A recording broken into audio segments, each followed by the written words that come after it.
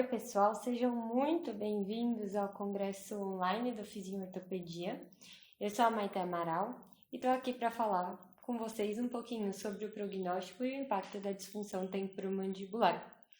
Acredito que vocês já estejam familiarizados com o tema, por algumas palestras que são mais frequentes desse tema voltado para dor lombar e para dor crônica. Então, para a disfunção temporomandibular, isso é um pouco novo ainda, apesar de estar ganhando proporção. Então, eu quero dizer para vocês sobre a diferença entre a disfunção temporomandibular e a dor orofacial. Por que eu coloquei a disfunção temporomandibular no título da aula? Então, quando a gente faz referência à dor orofacial, estamos falando sobre dor na região da boca ou da face, onde se incluem as cefaleias. No entanto, quando falamos sobre DTM, a gente inclui a função mastigatória, a função de abertura e lateralização da mandíbula. Então, esse paciente que chega com a disfunção temporomandibular não necessariamente vai ter uma queixa de dor orofacial, ele pode simplesmente ter uma disfunção. Dizer para você que eu tenho dificuldade quando eu mastigo um alimento mais duro, ou um alimento como se fosse uma bala, que eu tenho que ficar mastigando várias vezes. Tenho dificuldade para abrir a boca. E então, não necessariamente isso está associado à dor, ele pode ter simplesmente uma disfunção. Apesar de que grande parte das vezes ele vai manifestar dor orofacial. Certo? E vamos esclarecer dois pontos aí que estão também no título, né? Então, quando a gente fala de impacto, eu quero que vocês sempre lembrem que eu tenho várias perspectivas para observar esse impacto. Então, se voltarmos no tempo aí em 2014, na Copa do Mundo, quando o Brasil perdeu para a Alemanha e foi eliminado por 7-1, foi um fato histórico, né? E gerou um impacto, claro que gerou. Gerou um impacto para quem? Para os torcedores, tanto do Brasil quanto da Alemanha. Impactos diferentes? Sim, impactos diferentes. Um negativo, outro positivo, né? Então, uma torcida chorando, outra feliz. Gerou impacto para os jogadores, os brasileiros tristes com o resultado, esperando que chegassem a uma final. E os alemães felizes por terem superado o Brasil e por terem seguido no campeonato, né? E pensar também que o impacto ele não é só momentâneo, não foi só esse jogo, né? Mas é um fato que sempre é lembrado quando tem uma situação parecida. E quando a gente fala em prognóstico, eu estou referindo a alguma coisa relacionada à evolução do caso. Então, o que eu devo esperar em relação àquela situação? Por exemplo, a lesão do Neymar, que foi um entorse de tornozelo associado a uma fratura de quinto meta. Se perguntassem qual é o prognóstico do Neymar, prognóstico para quê? Prognóstico para voltar a jogar profissionalmente, como ele jogar do mesmo jeito que ele jogava antes de ter essa lesão. O prognóstico dele é muito bom. Como você sabe que o prognóstico dele é muito bom? Primeiro, a preparação física dele, que já é boa, ele tem uma musculatura muito boa, ele tem uma preparação que muita gente não teria, né, antes de uma lesão. Outra coisa é que o entorse de tornozelo dele não foi um entorse tão grave, bem como a lesão do quinto meta não é uma lesão, uma fratura, né, na verdade, que evolui mal, que tem maiores complicações. Então, teoricamente, ele deve passar mais restrito nesse tempo de reabilitação, de consolidação da fratura e posteriormente deve voltar ao nível que ele estava antes dessa lesão. Quando a gente direciona isso para a saúde, a gente tem que pensar da mesma forma. Então, o que essa doença, que essa comorbidade vai gerar de impacto em relação a todo o que envolve ela. Então, eu vou ter um impacto econômico, financeiro? Vou. Eu tenho impacto para quem vai gerar despesa para o governo, vai gerar despesa para o plano de saúde, mas não só, vai gerar despesa também para o próprio paciente. O SUS ele vai ter que procurar buscar estratégias se essa comorbidade começar a aumentar exponencialmente e passar a ser muito prevalente, por exemplo. Se for verificado que esse paciente ele vai evoluir com um quadro muito pior se não for abordado no início, no surgimento dessa doença, na detecção dessa doença, então ainda numa fase aguda. Então ele vai ter que criar estratégias e ele vai ter que se preparar. Assim como o paciente, ele vai ter que ir em busca de tratamento, ele vai ter que descobrir o que ele tem, ele vai querer descobrir o que ele tem, ele vai querer curar do modo mais rápido possível, ele vai buscar se estabilizar, se manter estável no trabalho e vai fazer o que for possível para não alterar a vida dele, né? Apesar disso ser o oposto do que deve acontecer, porque quem tem essas dores que já se tornam crônicas, por exemplo, eles tendem a ter uma diminuição de rentabilidade no trabalho e também um fator psicossocial envolvido, que deve ser prejudicado também. Quando a gente fala em prognóstico, então, a gente vai pensar em como esse paciente vai evoluir, assim como no caso do Neymar, e vai pensar coisas que podem, o que ele tem de características que podem fazer com que ele tenha uma boa evolução, ou o que pode levar esse paciente a evoluir mal. Então, várias coisas influenciam, como o Neymar, no caso, a preparação física dele, o tipo de lesão que ele teve, mas influencia também, pode influenciar também o fator genético, a idade desse paciente, de onde ele vem, o estilo de vida que ele leva, como ele está psicologicamente no momento, como ele encara essa situação. Então, são fatores que interferem diretamente na evolução, no prognóstico deste paciente. E esses fatores, tanto o impacto quanto o prognóstico, eles são interdependentes, a gente pode dizer. Então, eles têm uma relação. Então, vendo a proporção que está tomando a dor orofacial, as dores crônicas, a disfunção temporomandibular, vários sites mais públicos, né, de acesso à população em geral, estão abordando o tema, né? Então, aqui, como nessa revista, problema da ATM, o que está por trás, o que é ATM, o que é disfunção temporomandibular, a articulação temporomandibular, como que funciona, quais são os principais sintomas da disfunção e até artigos publicados relacionados à Organização Mundial de Saúde, alegando que 75% da população adulta sofre com dores de cabeça, cefaleias. E a enxaqueca, que é incluída pela Organização Mundial de Saúde, novamente, no rol das doenças mais incapacitantes. Então, isso começa a tomar, as dores orofaciais, elas começam a tomar a atenção do público em geral e não só aí da pesquisa. Então, quando a gente observa o Global Burden of Disease, que vai falar sobre as cargas das doenças, o risco que elas proporcionam, a gente olha a proporção aí, como ganha destaque, a cervicalgia, os distúrbios musculoesqueléticos, a depressão, a ansiedade e também as cefaleias. Isso a âmbito nacional, tá? Isso é um gráfico. Não é um gráfico.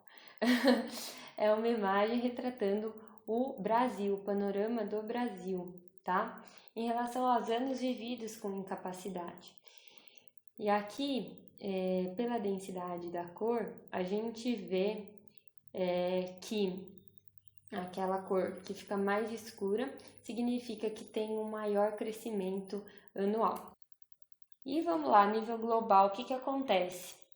O padrão ele se mantém bem próximo, né? Então, você vê a proporção de cervicalgia e distúrbios musculoesqueléticos, depressão e ansiedade, cefaleias, que foram os itens selecionados no slide anterior também, ele se mantém mais ou menos no mesmo padrão. Então, o Brasil retrata o panorama global.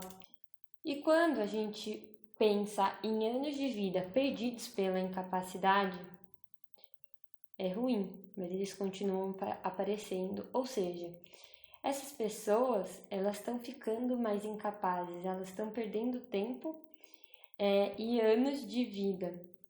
Então, isso é muito, muito importante para a saúde pública, principalmente. É uma preocupação gigante, não só pelo gasto, mas pela qualidade de vida dessa população. Se formos pensar em números, né, a gente sabe hoje que a prevalência da disfunção temporomandibular é aproximadamente 38% da população. O que eles vão apresentar? Algum sinal de disfunção temporomandibular, que inclui redução da DM, os ruídos articulares, a dor na TM ou na musculatura mastigatória. E quem vai sofrer mais com isso? Quem vai sofrer mais com isso é a população feminina, então do gênero feminino, que está com idade entre 20 a 40 anos. Esse gráfico aqui à direita é um gráfico fornecido pelo IBGE, né? E o que chama bastante atenção é que 20 a 40 anos aonde a gente tem a maior concentração de pessoas se somadas, né? É uma faixa onde está mais gordinho aqui na pirâmide, né? Onde a gente tem bastante concentração de pessoa. E não só pessoas, mas a gente tem pessoas em fase produtiva, ou seja, pessoas que estão trabalhando, que estão gerando valores, que estão criando novas coisas, né? E essas pessoas, elas estão diminuindo a sua capacidade por conta de uma dor, por conta de um acometimento. Isso é extremamente preocupante. E o mesmo pode seguir com as cefaleias. Então, a cefaleia já é considerada como uma condição neurológica mais prevalente na população em geral. E 50% da população tem cefaleia durante determinado ano e 90% de sua vida, né? E 90% refere a história de cefaleia, algum episódio durante toda a vida. E aí, novamente, a gente volta para a mesma faixa etária. A faixa etária mais acometida é de adultos, né? Então, que equivale a 54%. Então, a gente continua num panorama muito parecido com a DTM. De acordo com a classificação internacional de cefaleia, a gente pode dividi-las em primárias e secundárias. Aqui eu quero chamar a atenção para as cefaleias primárias, onde a gente inclui migrânia e a cefaleia tensional. Cada uma delas equivale a 10% de todas as cefaleias no mundo. E 3 a 4% dessa população vai evoluir para uma cefaleia crônica e relacionado a alto nível de disfunção. Então, mais um pontinho aí para a gente considerar. Se olharmos no panorama global, podemos verificar que aqui, né, no mapa, pintado de azul mais escuro é onde tem a menor prevalência de cefaleia tensional, enquanto onde é pintado de vermelho, de vinho, aí a cor que vocês quiserem chamar, o equivalente ao Brasil, é onde tem a maior prevalência, com 35 a 37% a cada 100 mil habitantes afetados ou comprometidos ou sofrendo por cefaleia tensional.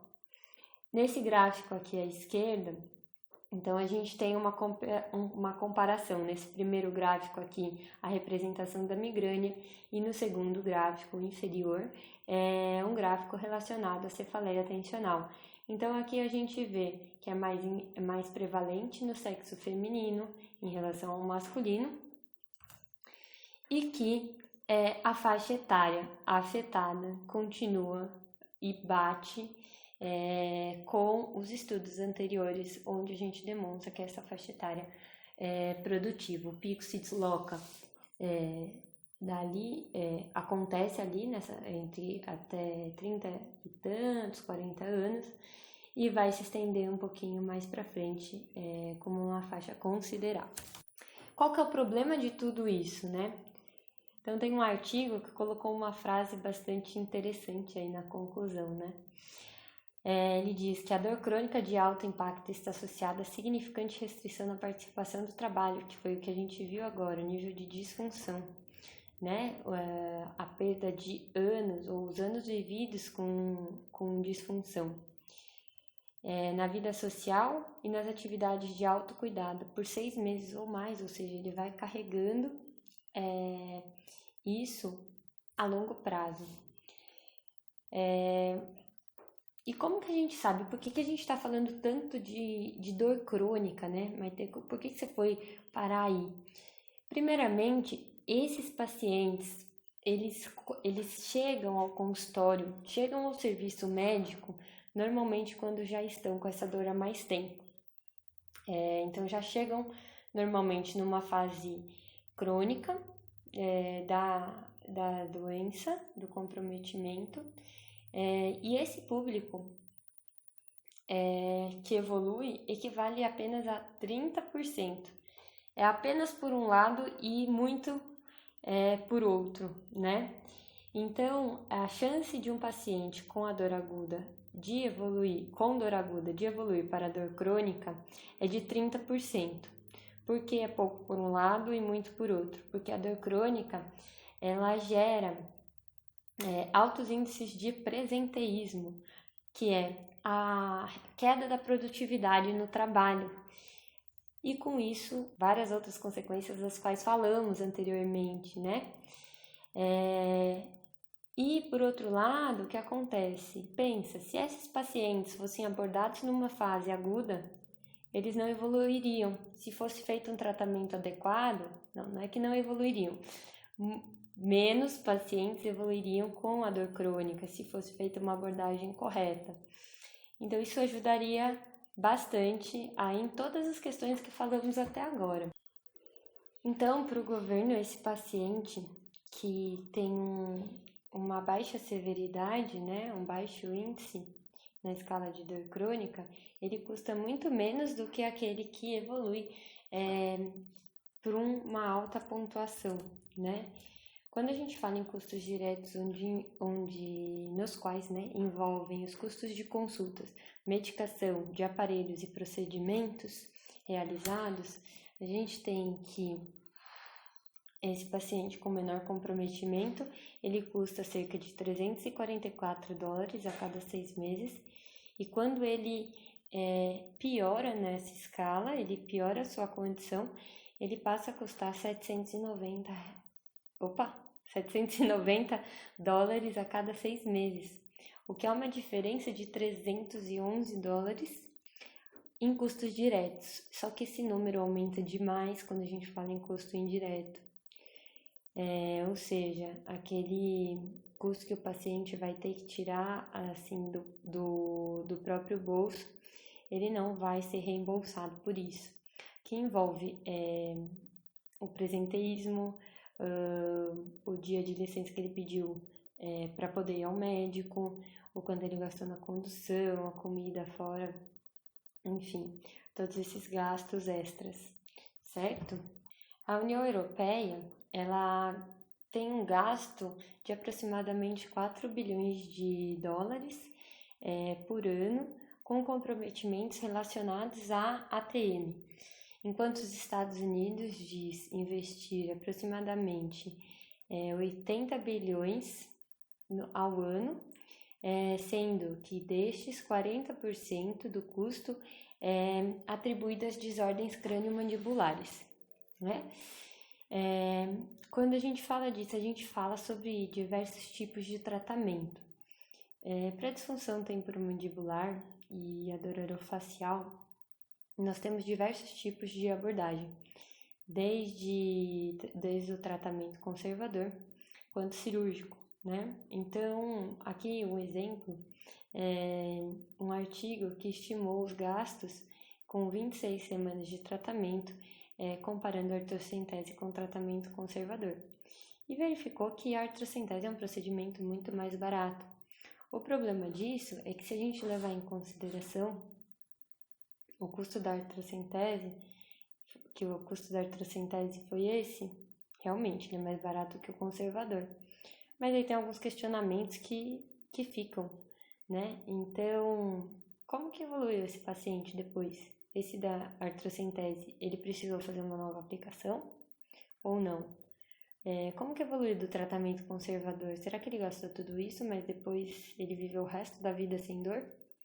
E não teve a necessidade de nenhum outro tratamento? Então, é fácil olhar e dizer que é melhor, que um é melhor que o outro, mas é necessário sempre verificar como que isso evoluiu a longo prazo. De forma geral, os pacientes com disfunção temporomandibular, eles vão apresentar baixa incapacidade, um comprometimento relacionado à dor de alta intensidade, bem como nível moderado e alto de somatização e depressão. Isso está em concordância em diversos artigos. A escala de dor crônica, de graduação da dor crônica, é a mais utilizada para classificar esses pacientes. E normalmente eles se encontram aqui com baixa funcionalidade e alta intensidade relacionada à dor. E aí, voltando naquele fato de que os pacientes evoluem, 30% dos pacientes com DTM evoluem para dor crônica, a gente começa a verificar que esses pacientes que evoluíram, eles frequentam mais ao médico, ao serviço de saúde, então eles acabam passando por mais profissionais, eles têm um maior número de consultas, bem como eles têm comorbidades relacionadas à dor de alta intensidade e também à redução funcional. Então, esses dois fatos, o primeiro e o último, o número de visitas e a redução funcional, são fatos que ainda não tinham sido destacados. E aí você deve ou pode estar se perguntando o porquê esse paciente, então, ele vai ter maior número de consultas, não estou entendendo.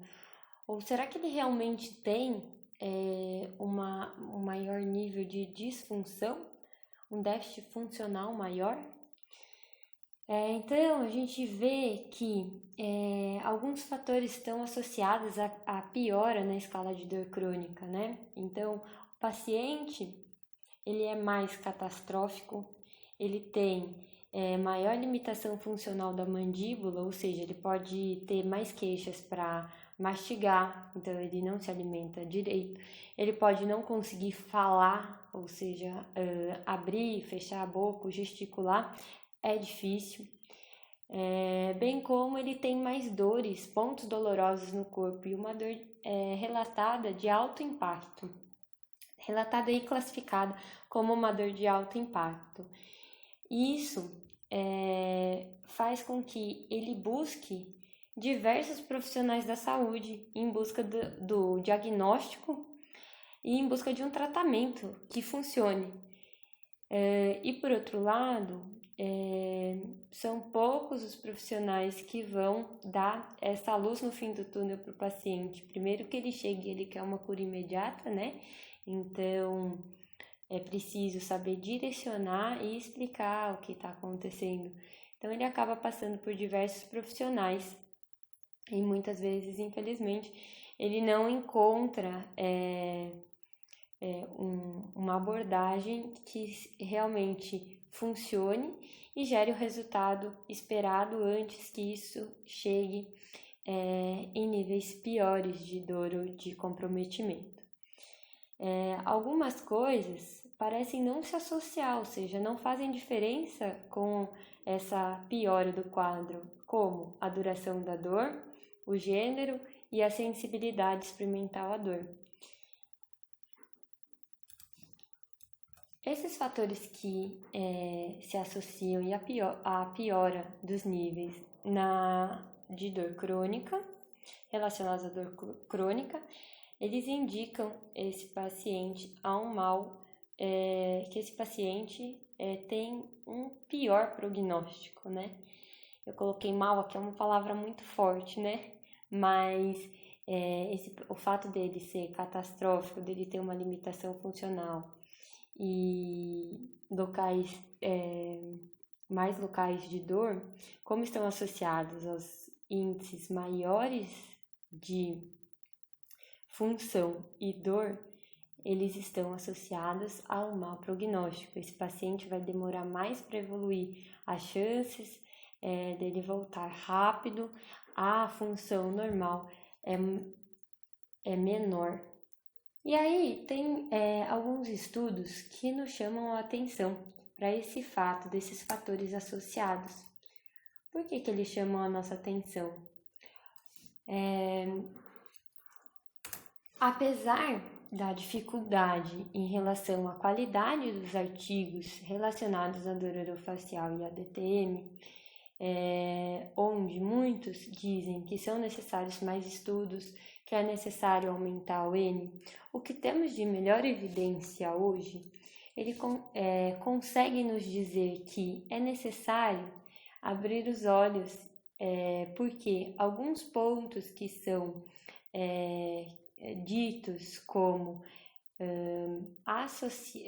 associados à piora do quadro clínico desse paciente estão relacionados a pontos mais específicos dentro desse comprometimento, no caso de disfunção, por exemplo. Então, a catastrofização ela está relacionada ao desenvolvimento da disfunção temporomandibular do tipo crônica, enquanto as medidas clínicas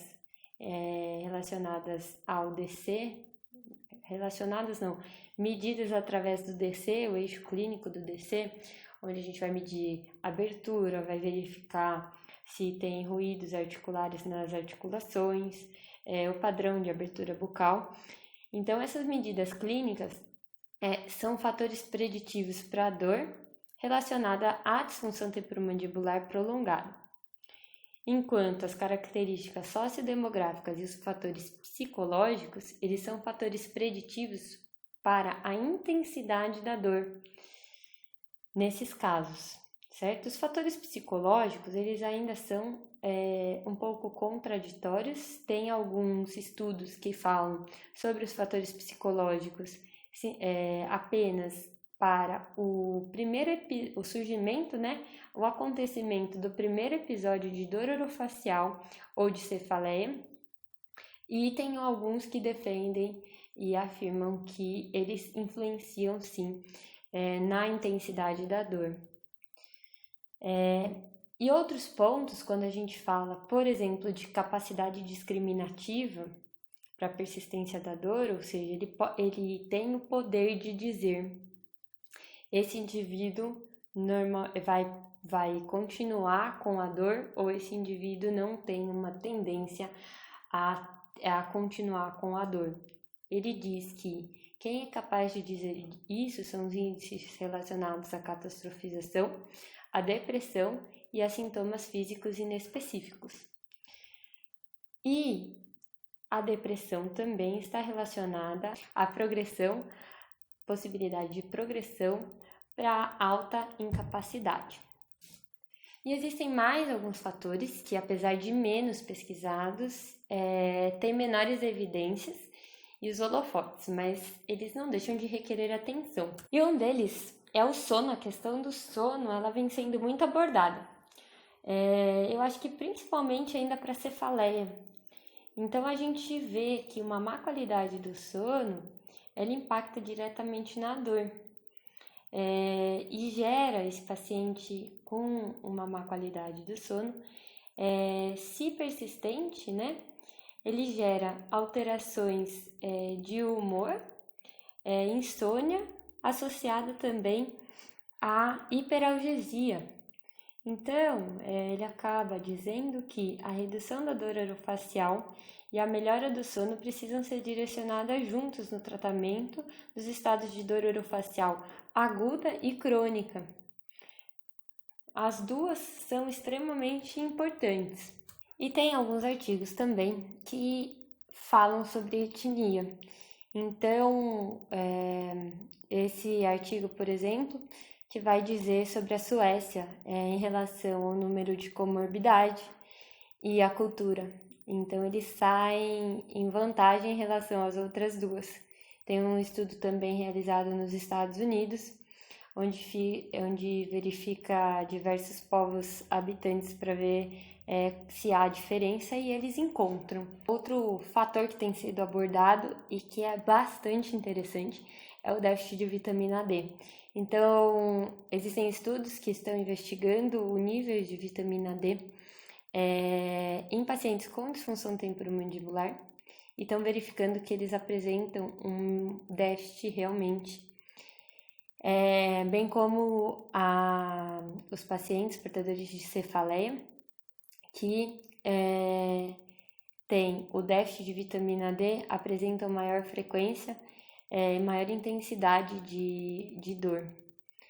Então, bastante interessante. A gente fala aqui de vitamina D, mas existem também alguns biomarcadores que estão sendo estudados com esse propósito, e estão sendo encontradas algumas coisas bastante interessantes, tá?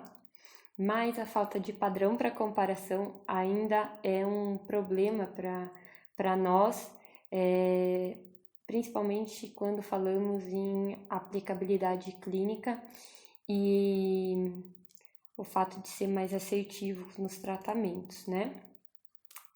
Pensando nisso,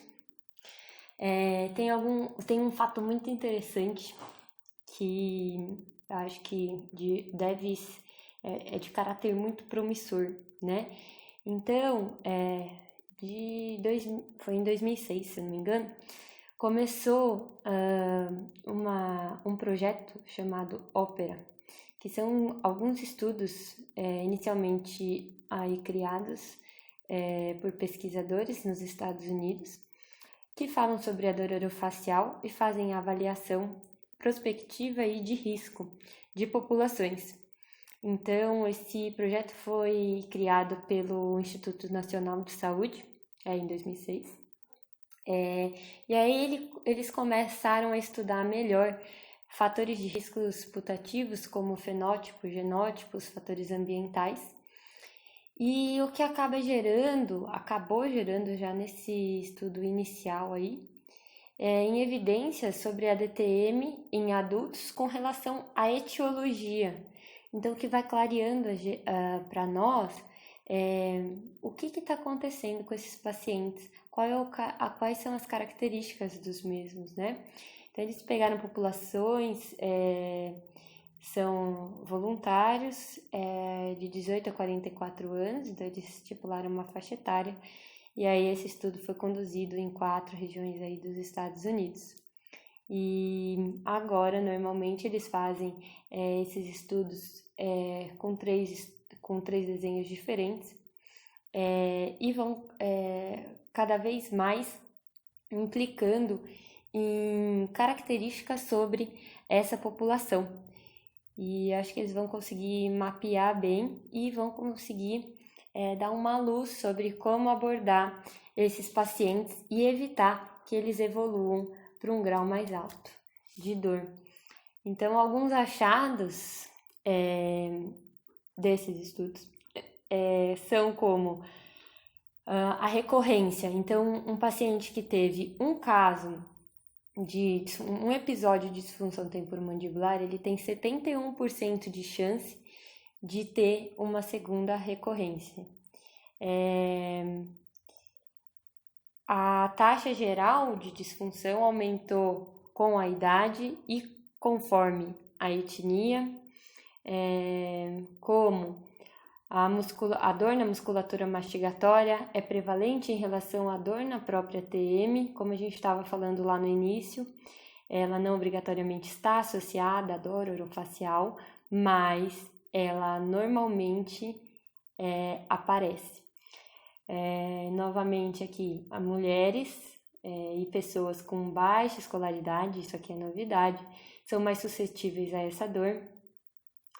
E quem apresentou dor na musculatura mastigatória quando mais novo, ou seja, numa idade mais nova, né, tem maiores chances de experimentá-la novamente, o que vai de acordo com esse dado da primeira recorrência e a chance de 71% de apresentar a segunda recorrência. Então, são dados interessantes que vão sendo por enquanto, de uma população específica, mas que eu acho que é um modelo bastante interessante para ser seguido e para a gente acompanhar também os estudos, porque muitas coisas são comuns entre as populações, principalmente quando a gente se refere a algumas características mais basais. Então, de modo geral, a gente agora sabe que vai ter melhor prognóstico aqueles pacientes que tiverem as medidas clínicas dentro do padrão de normalidade, que tiverem uma boa qualidade do sono, um estilo de vida saudável, isso vale para ambos, né? O sono, bem como o estilo de vida saudável, vale para cefaleia e também para DTM. Quem tiver menor pontuação nos índices de depressão, de catastrofização, na escala de dor crônica, na HIT, que é uma escala para graduação de cefaleia, e na EVA. E parecem interferir no prognóstico a etnia e o nível também de vitamina D. Bom, por hoje é só, pessoal. Eu espero que vocês tenham gostado da aula e tenha clareado aí algumas coisas em relação à dor orofacial e DTM. Deixo aqui o meu e-mail e as redes sociais caso vocês tenham alguma dúvida, tá certo? Muito obrigada e até a próxima!